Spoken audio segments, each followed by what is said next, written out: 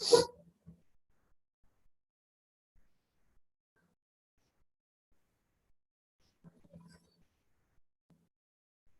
hi Omar. Is there any background noise from my side? No no Ayush, एक बार वो जो एक्ट जो लाइव पेज है ना कंज्यूमर फेसिंग, वो भी एक बार खोल देना। मोबाइल वाला? हाँ मोबाइल वाला या वेब वाला जो भी है। मोबाइल पे है, that is not on the web. हाँ तो So मैं भी web, सोचा था मोबाइल से मैं लॉगिन कर लेता हूँ, ठीक है। हाँ मोबाइल से आप वो करके।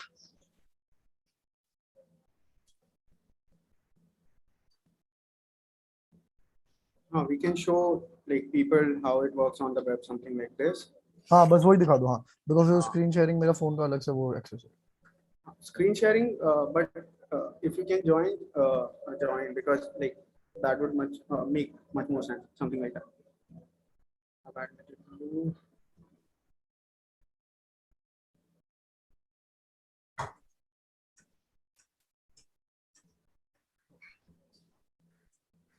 I guess you join from your mobile also, correct? उसमें से आवाज नहीं आ रही ना? नहीं नहीं, उसमें से आवाज नहीं आ रही।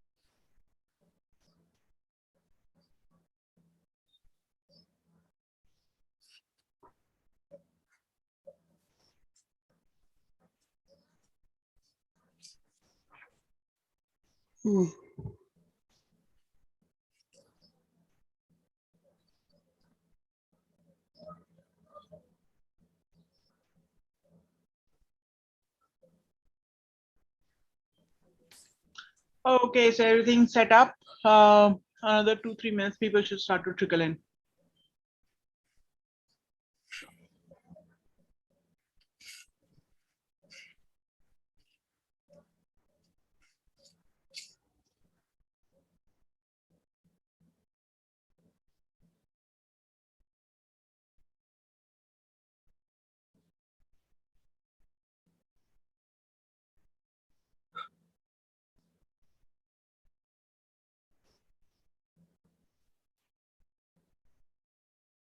Okay, Govind, just confirming, you've already invested in Nectar, right? So I can say that today we have the company, one of the companies that Fair Angels has invested in. Anyone can answer.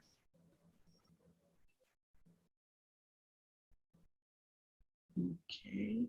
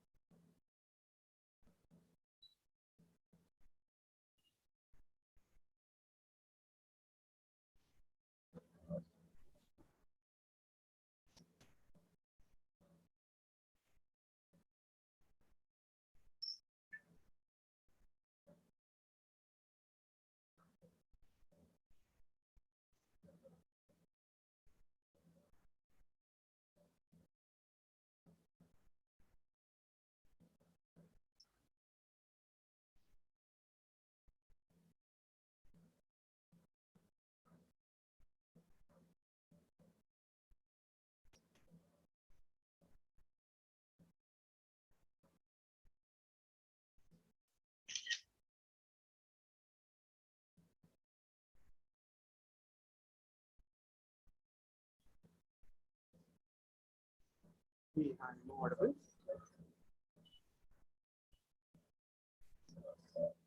Yes, you are. Will we get the YouTube link, Shruti, so I can circulate it?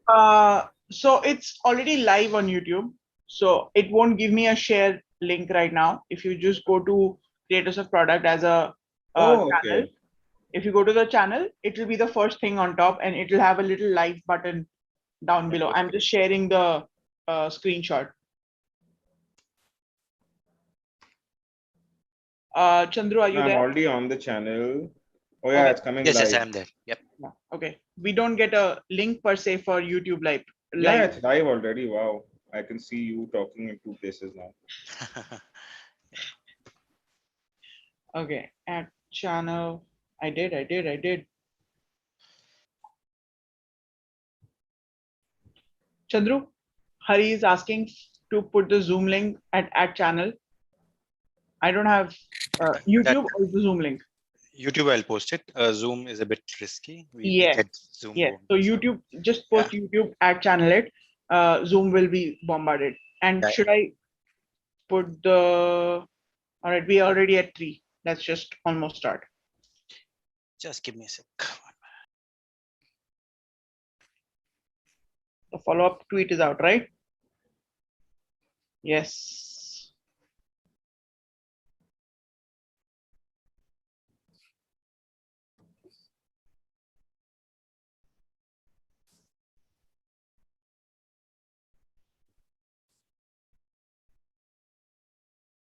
Chandru, I'm starting.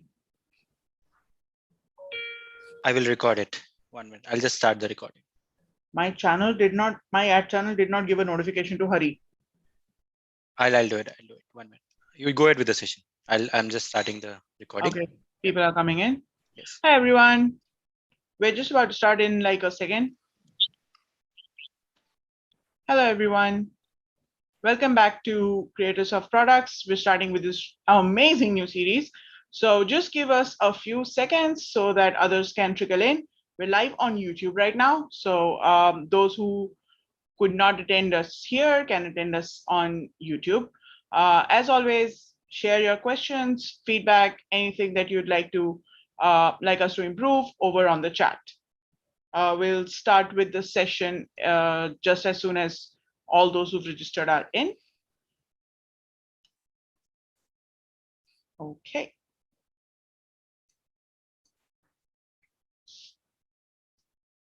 We have an amazing session planned for everyone today.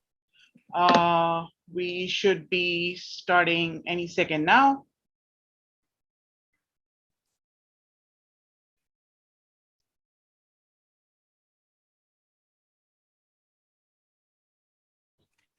All right. 1 more minute and we'll start.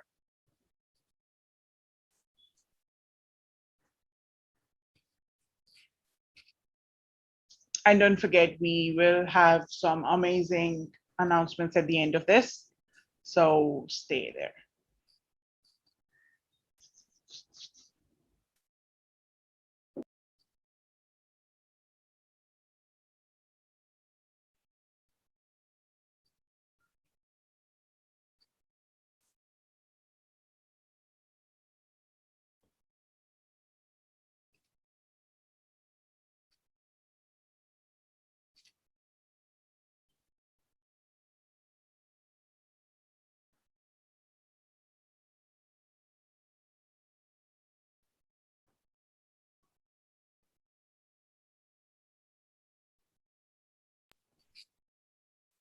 Okay. Hi, everyone. Hi, Govind. Hi, Omar. Hi, Ayush. We are really, really happy to welcome everyone back to our new series. We're very excited and happy to announce the next initiative that we have. It's called Founders Unfiltered, which is exactly what it is. It will be founders talking to Govind here, who's a VC from Fair Angels. I'll be introducing them. We are very excited to let you know what goes into creating a company, running a company, and getting a problem solved. I'll first start with the format of this talk. We'll have a short conversation between Govind, Ayush, and Omar. We're happy to take questions in the chat. Should you have any feedback, you can also back channel us. As always, we are creators of products. We're here to help you with any kind of product creation, any part of your journey, whether you're a student, whether you're a product manager, whether you're already a founder who needs help in either beta testing your product, or you need help with getting to talk to investors, or you need help with just hiring talent outside of the usual hiring consultancy that you go through with. We are very, very happy to help you with that. We are a no-cost community, and we are live on creatorsofproducts.com. You can go there, explore us. We are a 8,000 people strong Slack community, so we'll be very happy to get you in. Sorry, I think I heard someone. Okay. Today we have with us Govind, who's from Fair Angels. I think, yes, thank you so much. So let me just give a short brief about Fair Angels. It's actually a group of young entrepreneurs and professionals who've pooled their capital together, and they invest in very passionate founders like you have today here. And they are actually very invested in startups that are very disruptive and out there to build the next big thing for India and the world. They have people who've graduated from amazing institutions like London Business School, FMS Delhi, IIT Bombay. But that's about Fair Angels. They are the people to watch out for in case you want funding. Moving on to our guests. So Omar and Ayush are founders for a company called Nectar.io. They manage reward and loyalty programs for you on one particular dashboard. If you will, they have almost zero operational and tech dependencies. Everything is 100% API dependent. And you can also use Nectar for free, and they give amazing rewards to the first 500 users who actually pick this up. Over to you, Govind, if you'd like to introduce yourself as to what actually got you interested in Nectar. Then we'll move on to Omar and Ayush. Oh, thank you, Shruti. So as Shruti shared, Fair Angels is basically a couple of entrepreneurs. The pain point was largely we were tired of paying carry of 20% and 15% to leading platforms. So we said, why not pool our capital together? We have come from different fields. My co-founder Sumit heads a French unicorn. I run old school businesses. Why not provide value where we can and invest capital? So that's how Fair Angels was formed. We recently led our first drone deal, and we hope to grow in the ecosystem. About Omar and Ayush, basically, Omar I know and I know each other for a while. And I was in touch with Omar when he was at IIM Ahmedabad, and post that when he joined NinjaCart. So the startup world was new for me. He told me a lot about how it goes on, how people are raising money. And once he left NinjaCart, it was certain for him that he wanted to start up. So how Omar, we'll obviously hand it over to him, but he's kept going, couldn't find a tech co-founder, found Ayush, got together, how they're building it. So for me, Omar was someone who's come with a pedigree background, got good experience, and is clear that he wants to build something. So that's how I looked at Omar. We'll get to questions, but I hand it back to you, Shruti. Yeah. Thank you. That's really very angelic of you, which is exactly what you are as an investor. So we have with us today Omar and Ayush. I'd let Omar introduce himself first, just because I can see him on screen first, or I would have gone alphabetically. Omar, to you. Yeah, so as Govind said, I did my MBA in 2018. I joined EXL as a consulting manager. Then I worked into NinjaCart and startups. There I learned a lot how startups work, how's the culture, what do people do, and stuff like that. And I was pretty sure, certain from before that I wanted to do something. By NinjaCart, it pushed me a little. Okay, that you know a lot of people. A lot of people from there have become entrepreneurs, doing different kinds of things. You build a community, you build contacts, and you build a network. So through that, I stayed in touch with a lot of people, bounce around ideas. Then finally, I started something of my own. As Govind said, finding a tech co-founder was the most difficult challenge ever. But luckily, I found Ayush, talked to a lot of people, met a lot of people, was very close to joining a lot of them. But one thing that really worked for us, that we really stay nearby. We found on each other online, but we stay nearby so we could meet face to face and then get that going. That is great. I'm sure you've had a very enriching experience with doing startups. Ayush, if you're there, I don't think you're unmuted. Would Yeah. Hey guys, hi. hey. Thanks for having me here and good afternoon all. So basically, I graduated. I'm an engineering graduate. I graduated at 17, and then post that I joined this company called Coinage. There, I learned a lot. It was I was new to startup, and the kind of scale they were working. I learned a lot there. Then I went for I wanted to do my own stuff, so I built something called as Pooler.in by myself, and then I ran it for around 6 months and then shut it because of the burn issues with the money and all. And then I got into consulting and all, like did consulting for over a year and all for some companies like Eros, now Xfinite and all. And post that joined this company called CoinDCX, and there worked for one and a half year mostly. And during that time, like at CoinDCX, I was building something for my personal use, and then I had chat with a business person from a common this thing mutual friend, and they wanted something like loyalty solutions to be built, something like in a SaaS format. So I decided, I told them just wait for like couple of months and I'll build something like infra sort of stuff for you guys, which and then I thought it can be a business later on. Like, yeah. Once an entrepreneur, always an entrepreneur. And at Creators of Product, we always feel that the biggest amount of learning actually comes from not having succeeded, because then you have a laundry list of things not to do or to do better. That's amazing, Ayush. Thank you. To you, Govind. I believe we can start with the conversation that you've planned for them. So today, Govind and me will have a few questions for Omar and Ayush, and hopefully we'll give you an insight into how a company is built and a company is run. Sure.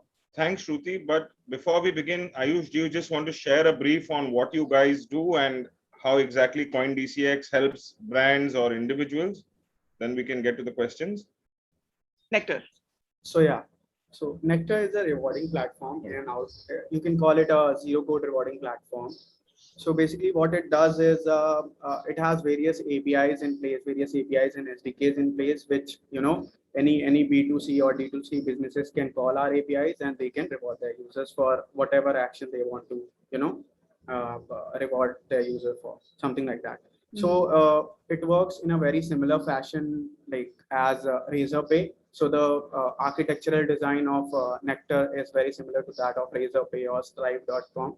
So how it works is we have categorized the businesses in two categories mainly. One type of business we call merchant business, and the other type of business we call partner business. So merchant businesses are the one who are going to call our APIs, and the partner businesses are the one who are going to inject deals in our ecosystem. Mm-hmm. So what happens is merchant businesses, they use our engagement tools, or they can reward their users partner pool deals through APIs, and all this will be happening inside the merchant website or merchant application. So the user will not have to go to any other website or something like that. They'll get everything inside the app only. So that's the major USP of our product. So this is in brief. So API call can be very simple, something like action name and a user identifier will do the work. And the businesses can define whatever rules they want to do from their Nectar dashboard. When they sign up on Nectar, they will get their dashboard, and from there they can set rules and actions. And from their mobile app backend or SDK front end, they can call these rules with a customer identifier, and that customer will get rewarded. Okay, I actually have a very noob question. So I'm a merchant. I believe that I want to reward my customers, and I don't want to build for myself a whole system. So I come to Nectar, and I have my first conversation with you. from that point onwards, how long does it take for me to give my customer the reward? Like how many days is it? 30 minutes maximum. Wow, Yeah, that so is super fast. yeah, so basically once we understand that what are you building, like it's an e-commerce site or a fitness application or a health application, we'll just do the thing for you. We have a web SDK, we have an app SDK. So you just, as Ayush said, once you say yes, 30 minutes we can do that. Now Alright. rewarding totally depends upon the merchant. You Mhm. can get coins for signing up, referrals, Yeah. and this is a customized DIY solution. Mhm. So what happens is that if you want him to play a video or you Mhm. want him to do any activity on the platform, anything, he On can your just platform. To on get your the platform. reward. To Correct. get the reward. Okay. Correct. Rules and events, and then you can get the coins accordingly. You Okay. set up the coins. merchant's call. Yeah. Okay, so this would be typically a merchant giving a service or a product to the customer and you injecting in between as a reward point. Correct. What happens when I am, and I'm thinking only from the point of view of, say, a merchant Sure. ecosystem. What happens when I want to incentivize the merchant as a payment provider? So, Pine Labs wanting to incentivize the merchants for using the Pine Labs property. So that is not a customer facing reward, that's a merchant facing reward. Has any of such requests come in, or Yeah. you not usually see them? No, so yes, we have talked to a B2B automotive player. So as Oh. you're saying, okay, B2B automotive player, they have 10,000 mechanics on their platform. Now it's not like a B2C.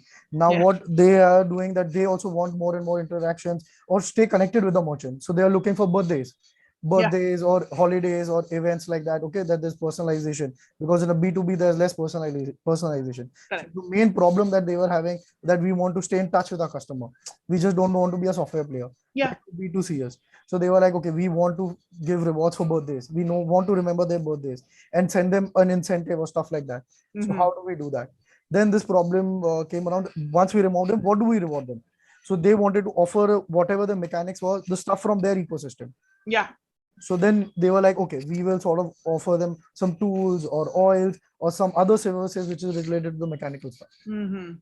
That is how, yeah. So we already have a yes from them. They're just fixing some internal stuff, and then we'll have a POC by That's the next week. amazing. That is amazing. I think that's great. Back to you, Govind. Sorry, I took up 2 questions. No worries, Shruti. No, so as we shared, this is, so most video casts have people who've already succeeded, raised multiple rounds of funding, and our aim is here to talk to early stage guys, because I believe starting is the most difficult. So I would like to understand from Omar and Ayush. So we understand the product, but how did you all narrow this down? So I remember Omar was working something on the health space, Ayush was working on Nectar. How did you all decide what to do? How did the whole journey of deciding what to do come about? Yeah, so I usually tell you the story how they built it. It's a very funny story.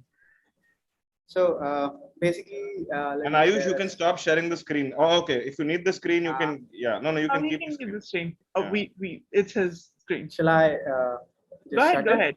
No, go ahead. So basically, it was January this year only, like 26th January weekend. I was like, I got a call from a friend, like he needed some AWS credits. So I was like, you have to pay some money for that, like let's say $700. So this was the site I know. So I get there and I signed up and I applied a coupon code very easily. So that deal I got for like 300, I would say, and I charged that person like 700. So I kind of made $400 on that. And post that, like I thought like let's build something like for the startup so that people can, let's say there is site or nectar.io, and then startups and SMBs can see like what all deals are available, something like that. So I started building that first of all. So that happened. Then in March I got a bit sick and all, and then in April what happened is I got connected to Actofit's founder through a common friend. So the journey I was telling, like he wanted to build something like loyalty solution kind of thing, and I had an idea around that, how to build it like a kind of a infra DIY platform. So I thought it can be a good business. Initially, like there was no validation, there was no market size or anything. I thought like I should pivot it and make it into a business kind of things. So at that time, things started, and at that time I was working in the Coin D6 also. So I used to get like 2-3 hours a day maximum. So I coded the entire platform like in 2-3 months. The testing part was very challenging to be very this thing. I wrote close to like 3,000 test cases just to make sure that platform is working and all. And then like all the stuff happened, then connected with multiple people. I wanted to onboard one of my friend as a co-founder, but he was like, I'll do startup after 30 years or something like that. So yeah, didn't manage to So like how get did him you on. find Omar? Yeah. So me and Omar, like we met through Y Combinator Startup School. Oh, Yeah. So we both like initially, so we were building like different stuff. He was into health startup, and I was into this Nectar thing. And then Omar, from the very first day, was like, whether we end up working together or not, I'll always help you from the business side. Don't worry about it. So I had that thing in my mind. There is this guy who's offering free help and all. So yeah, so I kind of tried, for 1 more month. So I wanted more of a committed kind of people, so that they can join and help me build this, something like that. And then in August, July end and August start, we like started meeting. Like we met for 4-5 times nearby our house, and then we decided to kind of merge the product. And so we have something interested coming in Nectar from health side also oh, after the merge. Yeah, it's a product thing, so can't really disclose it. So yeah, that's how we met, and we started working together on Nectar from August. amazing. Yeah. Yeah. So Um, basically, what happened was that we both had a very simpler thing that okay, I also want to build APIs, I want to build SDKs. I don't want to do this. I don't want to do operations. I don't want to do logistics. I don't want to do this. I don't want whether too many people. I want tech heavy. And he was also very similar that I also want very tech heavy. I don't want to do operations. I don't want to do people. I don't want to do this. I want to provide like this. So I was like, yeah, I'm also doing the same thing in health where I will do a variable tech or something like that. When you hit my APIs and the data will transfer. And he was like, when I also want to do something like when you hit my APIs, I'll start rewarding. So I was like, it's overlapping. It's like where the core it's the same only, right? So then we were like, okay, you just handle tech, I'll handle business. I was very comfortable with business for anything, and he was very comfortable in tech. He's like, don't worry about tech, and I was like, okay, don't worry about business. That was like, so that we that's both what were, that's what complementing yeah, things are about. yeah. That's what it was. He's like, I'm having trouble with business, and I was like, I'm having trouble talking to tech guys. So Yes, as a product manager, I go through both of them. yeah. Really? So that's how we came up with this. And the best part about Nectar, what Ayush has built, that from day one we have revenue. Before, Oh, like wow. as soon as we give the product, we have revenue because it's like a soft product as a service or a software as a service. So we have month revenue. So that Wow. is very good. That is what like people generally be like, okay, you have 1 year, we'll take 1 year to be revenue positive or 6 months or 3 months. Here was like, okay, done. Revenue is next day.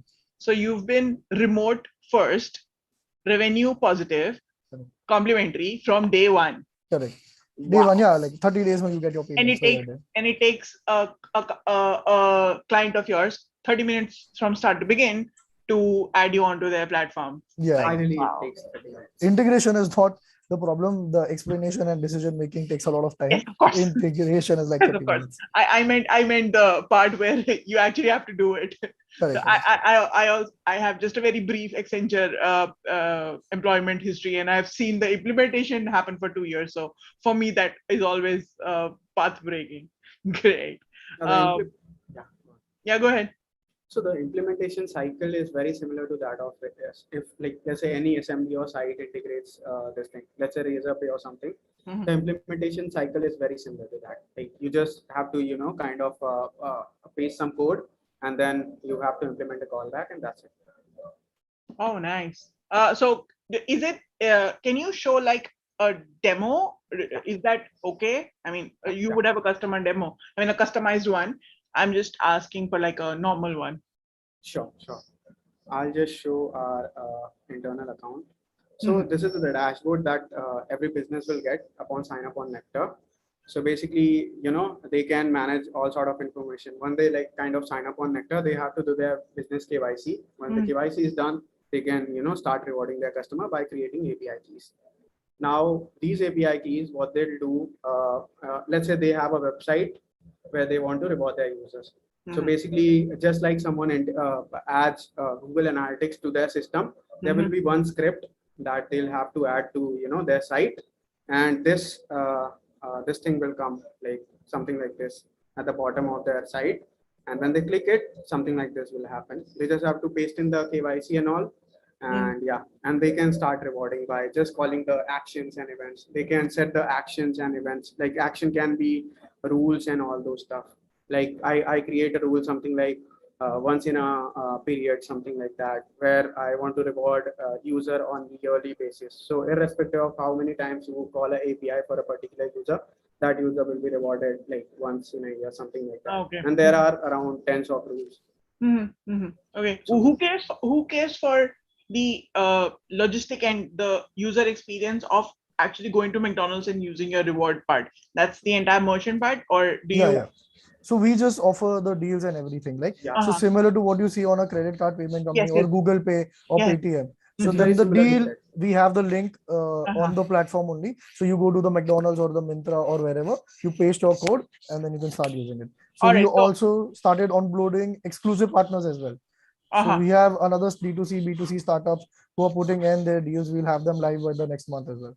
You go to their website, you put the code, they get the reward. So for them, it becomes like advertisement, new Exactly. I was customer about to say acquisition. that. They are the partner side.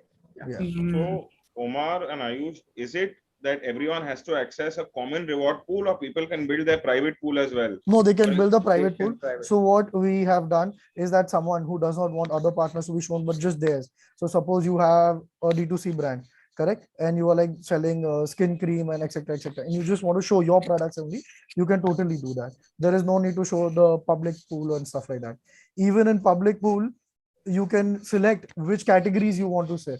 So suppose you're a food brand, you don't want to show other food brands, you can select electronics and stuff like that. That will also come down the line. Great. Going back to you. I keep asking too many questions. So Shruti, you can ask the business questions. I'll ask the journey questions. That will be helpful. No, so Omar and Ayush, so you all met on Y Combinator. You all decided to do this. Now, everyone finds it difficult finding their first customer, right? And especially in a B2B case. So how did you all decide who was your first customer? Was it free? Was it a favor? And how did you all decide who are the next 10 people to pitch to? I can answer the first one. Actually. Yeah. So basically, this product is built because of that first customer only. That act of it, they wanted something like this, not entirely like this. They wanted solution for themselves, like licensed sort of product. But I thought it would be better if you can, build something kind of infra thing. So I went for that. I had some knowledge around how to build this kind of solution where, you have multiple business get onboarded, and then there are so much of data of coming from various kind of businesses, and connecting this partner and merchant was like also kind of an idea only. And then it at the end of the day, it came out actually well for us. And and about the other question, like how we are gonna onboard. So we have almost onboarded close to 4 people, like 4 businesses, to be very honest. And we'll be onboarding a couple of big businesses this month. Like they are under POC. We don't want to reveal the name and all. And yeah. And mostly what worked for us is through connections, things became, easy for us rather than going for the thing that had highest turnaround was the personal connections and networking effect things. Then the second was LinkedIn, and the last one was email marketing. Okay, so I will do a shameless plug-in here.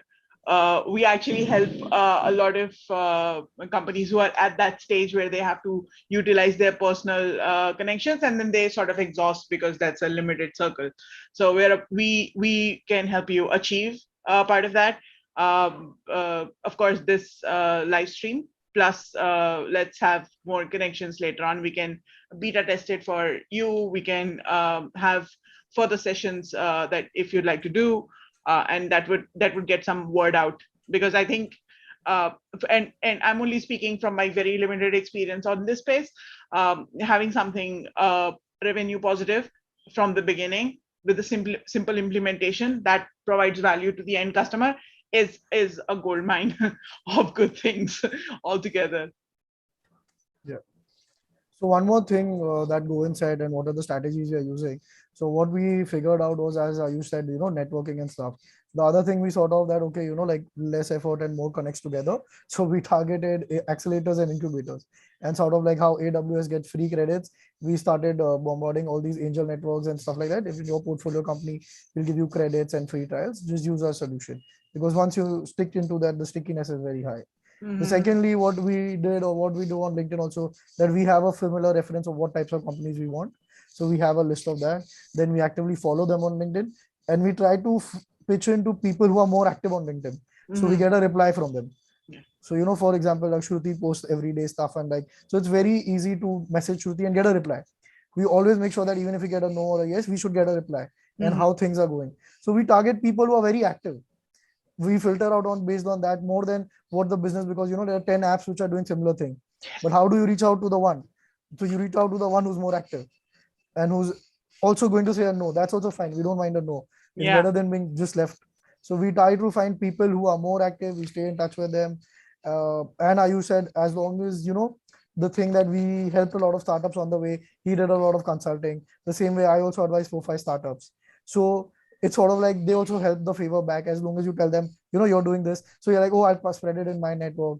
I'll give you guys this, that. I'll post it for you and stuff like that. So you get a lot of traction from that also. Yes, that's amazing. That helps. So I'm guessing that there has been. So do you end up pitching to VCs a lot? Because that I have heard is the most stressful part to be a founder. More than getting the revenue is getting the investment. Is that true? So what happened was, before I met Ayush, I used to work in another startup where I used to pitch to VCs. So I pitched to like 40, 50 angels and VCs. And in my previous startup before Ayush came, I also pitched there. So I was like, bro, this time we're not pitching. We will get numbers, we'll get traction, and people will come for us. I am really sure that this product, I told Ayush that we don't even need to make a deck. I'm pretty sure with this and the number and the traction and the things on LinkedIn, you might, because a lot of these SaaS companies like Postman and all, they didn't really have a pitch deck. It's on the traction which showed directly, because there is no market sizing and like showing. The pitch deck will only consume like product. Everything will be about the product, which we would rather show it on our website in a live use case. Yes, that is true. That I was actually going to come on to the market sizing part of it. How do you how did you analyze that this is like a pain point in the industry, which no one's solving very nicely? So let us solve it for them. I personally felt it, to be very honest, when I was doing consulting. I wanted this kind of solution for one of the product I was building, like as part of consulting. So at that time, they took close to 6 or 7 months to get only the partnerships. And with Nectar, any business who onboards on us, they get more than that in less than 1 second. So they just sign up and then they just get it directly, something like that. Oh. And on top of that, they get all the rules and actions they can configure and set. So all this is customizable for the businesses, something like that. So let's say in case of Pine Labs, they can set up Nectar, and when I pay, let's say at some shop where Pine that POC is getting, I'm paying through that Pine Labs ka POC machine. Then after the payment, I can get some reward on my mobile number, something like that. And that reward would be it would work both ways, right? It would be for the merchant and also for the customer through the merchant. It can work both ways. Correct. Wow. Yes. Yeah, so we were in talks with one of the other grocery B2B players, where we were like, okay, you have a B2B client of 4,000 etc. But there has to be a system where that business also wants to reward to its consumer, which is where Ayush was saying, like the B2B will have a B2C, right? Yeah, true. So then we can build a solution where his software only keeps on rewarding it for that software. Okay, that is amazing. It seems like Govind has internet issues, it's just dropped off, but I That's still fine. have a few more questions that I'm getting on YouTube. One of them actually says, and it's a very simple one. What is your fundraising strategy? Which I think you've shared Yeah. quite a bit. And what is like the FNF? How are the FNFs done? Is FNF a term in fundraising? I wouldn't know right now. I also have no idea what is All FNF. right. The So, FNF is I know is like the full and final settlement for employees. That is the only FNF I know. yeah, I think they said we understand you have a few angels and are FNF done. So what FNF would that be? I think they mean the term sheet and stuff. Probably yes. Yeah. Okay. Yeah. So can you? Yeah, we have a couple of angels, and they have invested some along like Govind and all. You sort of this, yeah. That is amazing. Yeah. And yes, so fundraising strategy. Anything beyond the I will let the product speak for itself. Yeah. So yeah, there is a strategy. What happens is, like as you see the VC sector right now in India is like everyone is there. Everyone wants to put in money. I think this is the VC sector is the not next hot thing. But what happens, it's very difficult to find the right partner because what I've understood from the VC circle that everyone comes and does a window shopping side of thing, look at your product. Most of them will have similar companies in their portfolios. So the strategy should be that okay, where are you pitching? Do they have a similar solution? Not everyone bets on the same vertical two companies at the same time. So then you Correct. should try to omit these companies. And most of them, they might, just give up your idea to or some insight from your product to someone else. So you should be a little bit careful about that. The strategy which we are using is that for the next 1 month, we are trying to onboard as many businesses as possible. Before that, we are not even looking to talk to a VC, or we are looking to talk to a VC, but not very actively, unless someone is using us and comes from the other side. That we have a certain set of businesses, we have a certain set of transactions and partnerships in place before we actually reach out. Because what happens is that people post, okay, you are never too early, but yes, you are too early because you have pitched so many times. That what do they want? They will are looking for a team, they are looking for traction. The main thing is traction, or you have a serial entrepreneur, or you have a big VC behind you. So these are the things that they look for. So when they look for these things, I'm trying to fill in the blanks in the 1 month and then go for it. There's no point pitching it right now. Does pitching to multiple people also mean that they talk among themselves and then Yeah. the founder's idea is like subject to exposure in that sense? Yeah. So what happens is the other thing that once you send out a deck, you have to assume that you've sent it out to everyone. It cannot be like, okay, it's just for me and they're not going to show it. Most of the times the decks rotate and stuff like that. That is why they say that it's very important to have your contact info in the last page also. Oh, So that's amazing. yeah, people talk, the VC talkers, most of them are like batchmates and they, like who are you looking at? How much are they raising and stuff like that. So that happens. That's very like common in the circle. Yeah, but like there has to be a way to circumvent it, or do you think that that's So you have to use some strategies like the pitch decks, which I advise to some of the startups is that put 60% of your content there. Do not put your 40% USP there. Try to keep them in Excel or the product and just show it to the guys who are having it the second call instead of the first one. Just tell them the idea and, show it. Keep the main info to yourself.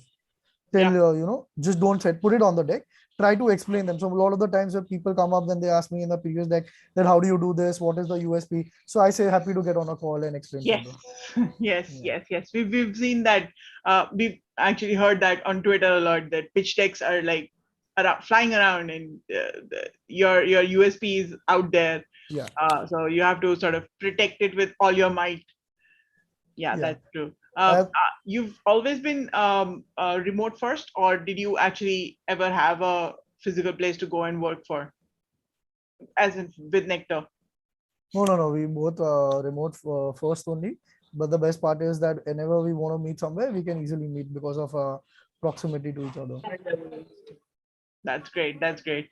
Oh, we have Ankur with us. Amazing. So Govind actually did join back, but I'm guessing that he must be having some issues.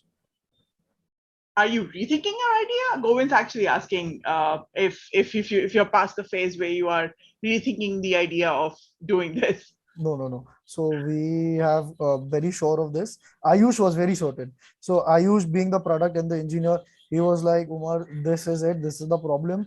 I know that, this people don't build this. And, they try to look, as you also know, that product has a lot of resistance. Engineering has a lot of resistance to build new products and to integrate them and stuff like that. Something happens. So Ayush was very certain about this, that, people will not build it because the cost is less. They'll incur the same infrastructure cost, the API cost, so they rather have an outsourcing partner. I did my research as well. I found some players who are doing not so similar, but sort of similar loyalty and reward program. So I talked to my batchmates and stuff like that. And they were like, boss, we do not build any other products. If there is a solution out there, we will buy it. I don't care what the price is. I really don't care. But हमारे product में changes नहीं होंगे. Of This course, is what they say. yes, yes, because that's a bigger Yeah. mammoth to deal with than to just integrating. Yes, I completely agree. We built a lot of in-house tools. Actually, they help to a certain extent, but when Correct. you become that size, Correct. making a smaller plugin versus just getting it off the shelf, the getting off shelf part works much better. Yeah, I understand that. I actually got another question from a person here saying, so have you actually, so how many investors do you think you've actually spoken to? Oh, that's very specific. If you would want to disclose. Yeah, sure. For Nectar, we haven't spoken to anyone, but there are only two, one Govind and one more person we know. For Nectar, we Okay. have, so in our network, people know about what we are building. Like as Ayush said, that people know what he's building, people know what I'm building, and they are also, like invested or are startup CXO levels and stuff. Mhm, So they are also waiting and seeing, but actively, we haven't even made the pitch back. mhm. So, how many people strong company is this? I mean, I know the two of you, like how many employees are there in total? We have one intern for engineering. Okay, and are you looking to expand, or are you comfortable building everything on your own? No, obviously, the idea is to get, so what happens is, as we said, this is very lean and you only need the tech. Yeah. The business and the pitching, we do it ourselves and we are also learning. So we learn from every pitch we make that what are the features do they want? Where are we going wrong? How are we pitching wrong? So that is something also we are learning together. So as business side also, we will need some people to pitch and stuff. But engineering also, we are looking out to build other gamifications. Ayush will talk about it, that we want to add more features. There are requirements from the clients to build a gamification, Shopify plugin, Wix plugin, and any other startup who does offline to online, those plugins and stuff like that. So I was actually going to come at that one. Are there features you can speak about here to sort of let us know what you're building? Sure. Because this seems very interesting. So basically what we are building is, let's say the merchant app is, let's say Paytm, and Paytm integrated us. The user can, instead of just redeeming the deal from their inside their app, they can also like buy other product offerings, like based on their locations and all those stuff. This is our first part. We want to like kind of launch our Shopify plugin hopefully by end of this month, so that businesses can spin a reward system on their website, and a cheap one, and very easily, like let's say in 30 minutes, 40 minutes, something like that, without having to code anything. That's our idea. We want to be a almost zero code reward solution for businesses, and that should be like in a DIY fashion, and it can be uh, uh, action and rule based, something like that. That's our basic idea. We have an interesting question here, and it is partially Web3 hype based. So the question is, are you considering building along with the Web3 hype, or any part of community incentivization? And how do you foresee like the future, or where do you see headed towards this? So if something happens with the Bitcoin, let's say it becomes legal tender and all. So I from start of my career, like worked in blockchain and crypto only, to be very honest. So I have an idea about that. Like me and Omar discussed this. Basically, we want this businesses, when we like enable the offerings through our platform, we want them to accept payments, something like that, through Bitcoins or other.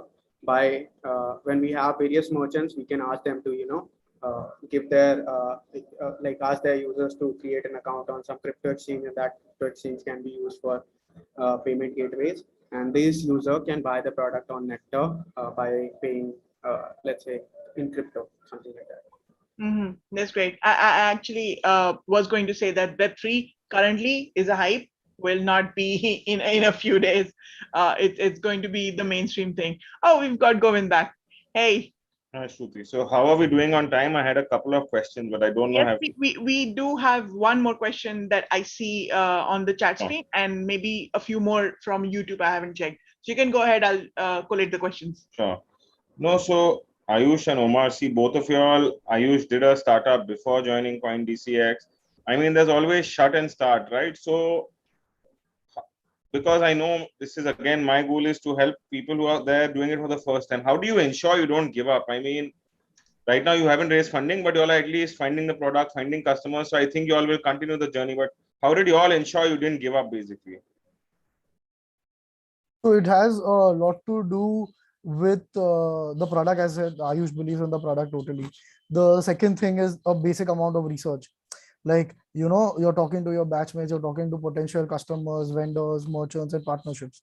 So by doing that 1-2 months of research, I honestly have not heard a no about my idea, or someone not wanting to integrate it. People have been seeing that for retention and engagement, you need a platform. You need to reward your customers. If you want data, you need to reward your customers, right? So companies are using it like, you clock 1 kilometer of data, or you put this data in my app or something, we will reward you. They want this, and they do not have a system for rewarding, because the USP is again building those analytics or the health metrics or the health data and health platform.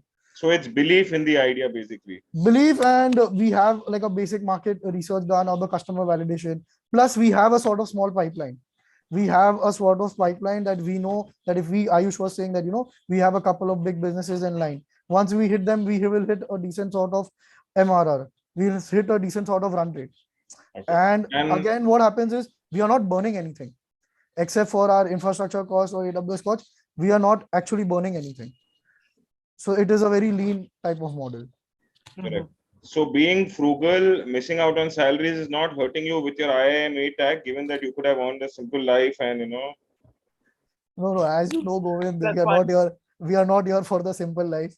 Ayush also was having, I think, people are wanting him to come back to his previous companies and other companies and stuff like that. Crypto plus tech. I mean, Ayush is also a hiring gold mine in some sense. Yeah. So yeah, even he was like, no, I want to build something. We've had decent salaries, we have decent lifetime, but that's not rewarding. Or it does not give us the peace of mind or sleep. And there's always think you can do better. In my job, I'm restricted or limited to what I'm doing. My thoughts and inputs are not going here and there. So Ayush was also very certain that we can build this. We can build this. We are sure. I believe in this, and I don't want that comfort. I want to do something of my own. Back to you, Shruti. Great. So one question from the audience here, who says, would you consider MagicPen as a competitor or a client from where you can procure more reward offerings? Yeah, you will say something about Magic. So MagicPen, I've read like they have a different sort of solution offering for businesses. So this is what happens when you have a very big product and you're tweaking your business model. It becomes very difficult to incorporate whatever some competition is doing.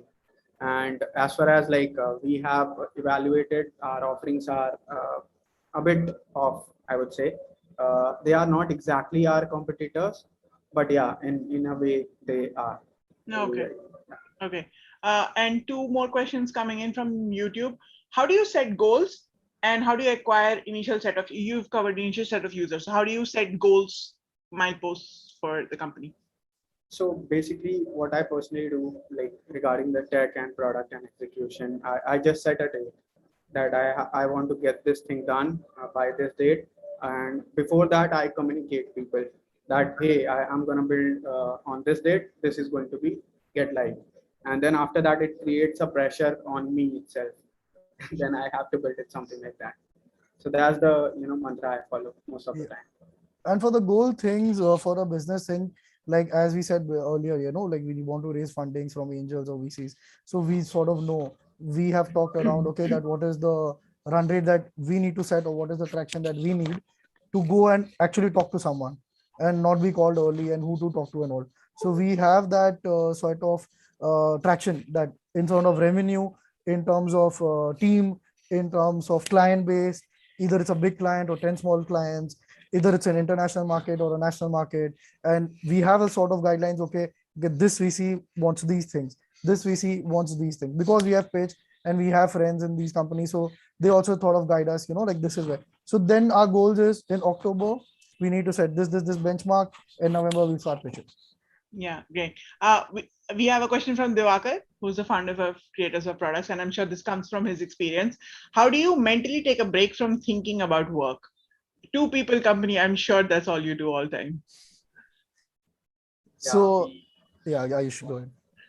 So I don't know, like when I took a break, I took a 16, 17 days break in August, when I was again, after I left CoinDCX in early August. I was diagnosed with this malaria/dengue thing.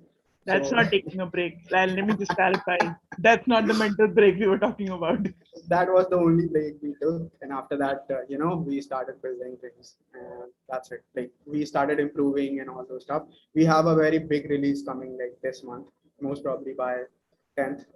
That would I think Ayush forgot the question. How do you actually take a break?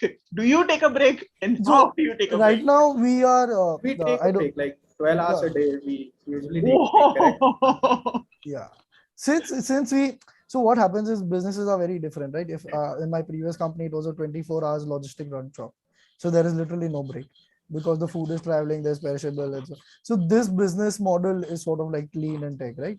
The more maximum you can do is pitch in 12 hours in the morning, and then think about what you want to do the next day. Because we are not very people dependent or operations dependent, it sort of gives us a gap to think about technology and come up with different and innovative solutions, whereas we don't have to talk and handle people every day. So me and Ayush also talk alternate days or day, and just for half an hour, okay, this needs to be get done, and then we kind of do it on our own. Plus, a good break would be, watch cartoons and all, and then keep your social media footprint very low. That would help a lot. Like, the less you see your friends succeeding, something like that. This is the human nature, I would say. You don't need TikTok to do No, that. I don't. But you still need to take a break. Yeah, I'm speaking from no position here, but please. I personally watch cartoons and this tech, space stuff on YouTube, just for refreshing my mind. Oh, that's amazing. We have another co-founder's question. He's saying thoughts on bootstraps versus funding. No. So I see. So this is my experience. I see a lot of people. So at the end of the day, what do you want to be? Like, I want my company to be a big thing. That's my vision. My and Ayush's vision, we were very clear that I want to make it big. Even if we have less liquidity, I need to make this big. That is what I want. I do not want to be 100% and keep that small pie for anything. So it totally depends upon what you want to do and how you want to do it, and what is your objective in life and for the company. So I see a lot of people boasting, that I've never raised funding, and I've reached 100,000 users in 1 year or 2 years. So yeah, that's your way. There is no right or wrong way. If you need to put fuel and you need venture capital, and then if you can reach 10 million with that versus 100,000, that's your way. That's your life. It's like you want to do a business or you want to do a startup, the same way. So there is no right or wrong, or there is no, I see a lot of people, like saying, I have not taken VC money, so I've done this much. But obviously your metrics are then low. Yes. There's no pressure and your metrics are low. That's a very good achievement. If that is what you want and that is what you want to do, and this is what your vision for the company is, that is absolute. Not every company is going to be $10 billion or $100 billion, right?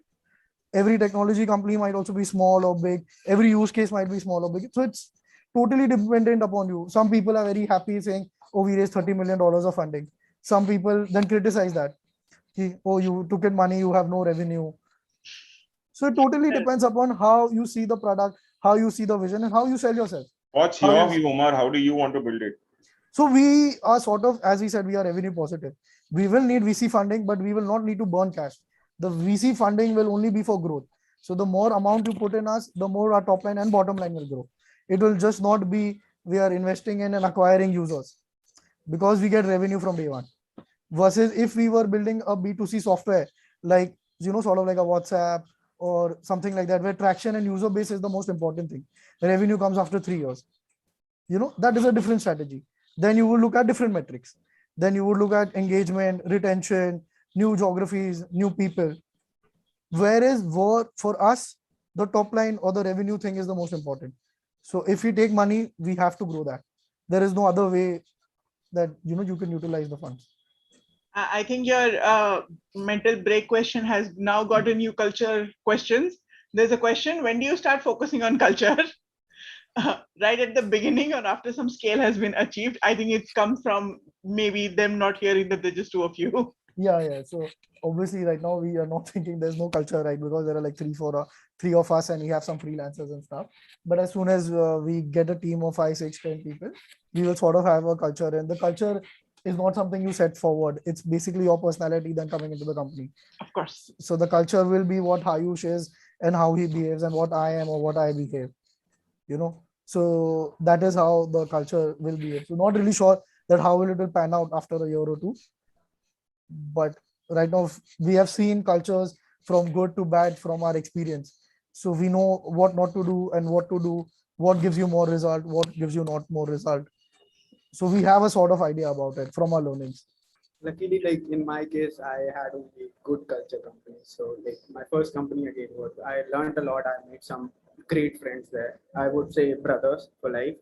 And then post that, like when I left that first company, I was in tears, to be very honest. I decided, but I decided to do my own stuff. That failed. That's no issue. But still, That's a like, bigger learning. I actually wanted to get a bit on that. If you're okay to sort of share with us, what did you learn from that one not success, and how do you actively avoid it here? it was the team.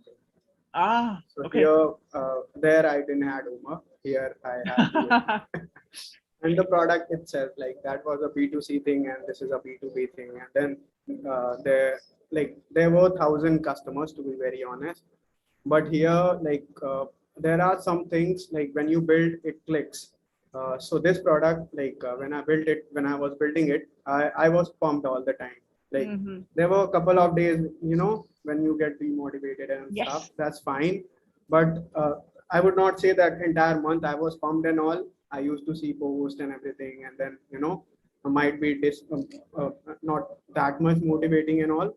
But with this product forced me to quit my job. So yeah. That's great. I think there's a question that partially is covered, but I'll just call it out. How much are they looking to raise initially? I think we covered that. Or is it not a question open for discussion? They're not sure. How did they arrive at the number? The portion of getting to this is how much I need money for. So how did they arrive at those questions? Since they are working on pitching, what time do they contribute to this particular analysis of how much I want to raise money for?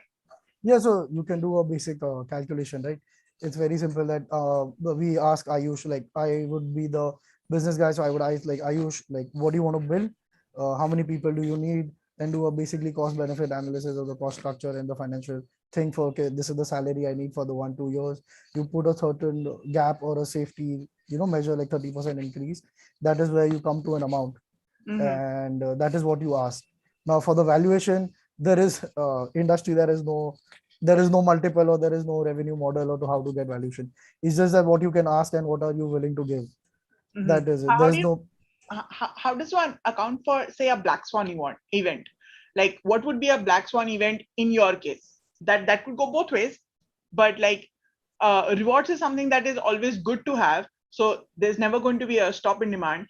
But if there is no place to go and redeem it, then essentially your very good product doesn't have a place to go and get it from. So how do you calculate for that? And how do you, when you can anticipate it, but how do you calculate for that? We have plans for that, to be very honest.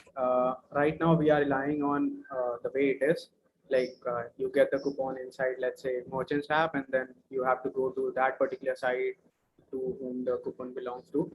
But later on, we'll be having some sort of, when we'll be onboarding this local shops and all, to inject their offerings in the Nectar ecosystem, and then local businesses can reach to without having to launch their own website, doing SEO, acquiring customer, they can reach to Paytm customers or PhonePe customers for free. Okay. Whoever, yeah, something like that. All right. So what happens here? Sorry. No, I think Govind's just asking Ayush if there's no need to share the screen, you can stop. Yes, Omar, please go ahead. Yeah, well, Ayush was saying, so we have, if what happens is in our business, you need a loyalty. So one part is that, I show offerings from other companies, but you want to sell your product also more and more and more. So we have talking to companies who have like a single base and they don't want to show the public pool, but just show their own pool, or keep in touch with their customers, send them like SMSs, emails for new offers, new deals every month for Independence Day, for birthdays, for etc. etc. So that thing will always be there, right? That people want to sell more and more of the products. If 1 month, if they're not getting something, the next month the offers and the deals pop up. So how do they do that? Yeah. They do it through Nectar. And Ayush was saying that, we have looked in for a use case for offline as well. That is also going to be a very big use case where offline people can just pull deals, targeted deals in their, geotagging location and stuff. Yeah. Okay. So New question. sure. New question. How does then offline merchant who doesn't have an API integrate? I'll give you an example for that. So they come with partnership. Okay, then Ayush, sorry. Okay, yeah. So Not basically, yeah, we onboarded, like still onboarding this customer called GG Engineering. So what they are a bottle crushing machine. Like they have placed various bottle crushing machine at various Mumbai car stations. So where people go, they crush their bottles, and after that, they'll just enter their mobile number and they get rewarded. So for that rewarding thing, they are using us. Oh wow. Yeah, so this can be one of the offline use case. The other one would be, let's say Pine Labs, that POS system. It's at the shop. Someone pays. It will have the mobile number and all those stuff. They'll get rewarded on the through message or something like that. And let's say in a wrapper like Lay's wrapper, inside that they can have QR code. They can scan it and get it, something like that. That's So great. yeah, so we are talking to one of the companies which has an offline and an online model. So they have a shop as well as an app. So we were like, if people visit their shop offline, we can tag the same mobile number through both the platforms and they'll get rewarded similarly. That's great. That's great. I think I don't have any more questions incoming, Govind. I think I've taken all your questions up and not given you any time. So your questions now. No, I think Shruti, so are we good on time? Is it till 4? We are good on time, yes. Okay. No, I think so. We've understood their pain point, what they're addressing, how they got convinced about it, how they're looking to build it unit economics wise, strong upfront. But where's the vision? So tell me, guys, now, obviously, since you all are saying you want to make it big, even if it's funding, what's your goalpost? Say 6 months, what's your revenue and team goalpost? Or 12 months, what's your revenue and team goalpost? So we have the first goalpost, which I would say the shortest term, is to get the $1,000 revenue in a month. That is like the first target that we want to hit with at least 2 or 3 freelancers or interns. Once we hit that, we'll start pitching to the VCs and stuff and get a sort of benchmark, stuff like that. Then we are looking to have at least a 5 to 10 member team where, 2, 3 business and the rest 1, 2 products and the rest engineering. That is the idea. But in terms of revenue, the 6 month what we want to be a global company, right? As soon as you do a Shopify plugin, we want these customers from America, Australia, New Zealand, etc. Now, where we are very different is that the competition or a similar sort of infrastructure play, they are like almost 6-7 times our thing. So that is where now we are for right now just keeping in line this only and not selling products on the platform and taking a commission. Keeping that aside, we would be looking to have benchmarking from our competition. We are looking to cross 1,000 user base in the next 18 months or so. So 18, so early stage, which people may find surprising, but coming across so many companies that don't have revenue, your goal is $1,000 in a month, which is say next month or 2 months. Correct. Larger stage is 1,000 customers, and what would that revenue look like? Say you assume an average. So yeah, so what happens here is there are 2 strategies, like an e-commerce one or an application one. So we will try for both, and the goal is to have 1,000 customers. Now, out of this, where a product picks up and gets on fire, we have no idea. Like, do apps take 1 day to integrate, or take 1 month to integrate and to take a call of yes or no? Whereas a Shopify or a Wix plugin, from their advertisement, we can integrate in 1 day. So we will try both the channels. So then the target is not for revenue. The target is to have 1,000 businesses, not partnership, 1,000 merchants using the Nectar platform. Okay. Then we'll sort of have the understanding that which path is picking up fast, and where do we put the fuel on. Correct. Just to So add to sorry, Ayush, just to add to Omar's answer. So we have multiple streams of revenue. We just have opened one for now because we want things to be, remain very simple. Once we get traction, like on the merchant side, because we found it very easy to onboard partners as compared to that of the merchants, because there is this integration layer at merchant side. So once we get like a higher number of merchants, then we have certain streams that we would like to open, and those are going to be much more, money intensive. Yeah, so right now we have just like the potential, but we have not opened any doors, and we don't know which one door to open at what time. So as Ayush was saying, that partnership one, where you have to pay X amount to buy coupons from Google, Phone Pay, Paytm to unlock that user base, right? We are keeping it free right now till we hit a millions of users and stuff. Then we can sort of say that, okay, this is the reach we are giving you, this is the coupon code giving you, we'll take money from that. So we don't know at what time do we open that gate, what is the right time. Does the VC want us to open that gate? A lot of thing comes when you get capital as well. Also, a lot of their inputs will also be counted. Okay, so two of you people and that one intern who probably has to go back to his school. How are you looking to scale, like, with people? We are looking to hire people. We are, so what happens is we are looking to hire interns or somewhere for a freelancers, because we are bootstrapping it. We don't have VC money. Once you get VC money, it's obviously easy to hire people, get those CXOs or head people, and push them. Right now, we sort of take help from our network. So if we are stuck somewhere, if Ayush is stuck somewhere in engineering or product, he'll call up someone from a senior guy or a network guy who will actually give us the time. People like to help. This is what I have learned. I mean, that's still not scalable at like maybe 6 months down the line when you. Sure. So the idea is after the first month, we will sort of hire 1-2 people full time for business and tech. By the time also we'll have understanding of what to do, what not to do, and how to do it, how to pitch and stuff. Okay. So the idea is to have full time by the next month. All right. So I think in about a month, someone should be knocking on your door asking for a job. Correct. Okay, great. So it will be very early stage. I mean, one of the founder members in some sense. Correct. Yes, exactly what I was going to say, and we will be very delighted to help you with that. Should you be in that situation? Govind, I don't have further questions. Do you have questions? No. So the last question from my side is keeping the goal alive. So what is your short, simple takeaway message, Omar, for someone who's struggling to start, and your short, simple takeaway message, Ayush, for someone who wants to start but still hasn't been able to start? Ayush. Yeah, I would say you have to be persistent with your idea. That's the first thing, whatever you're building.